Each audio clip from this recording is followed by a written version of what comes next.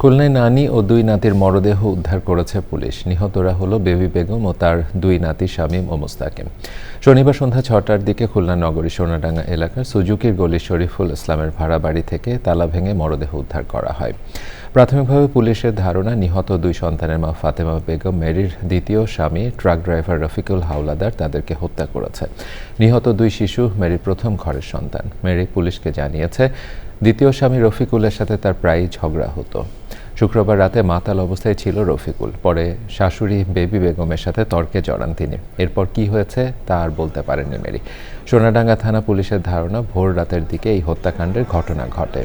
এলাকাবাসী জানিয়েছে, সকাল থেকে কয়েক দফা ফাতেমা বেগম মেরি ওই বাড়িতে আসা যাওয়া করেছে। পরে এলাকাবাসী বাসা তালাবদ্ধ দেখে পুলিশে খবর দেয়।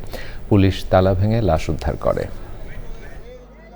তবে এটা পারিবারিক একটা কলহের থেকে আমরা এটা ধারণা করতে যে এটা একটা বড় পারিবারিক কলহের জের ধরে হত্যাকাণ্ডের ঘটনা ঘটছে।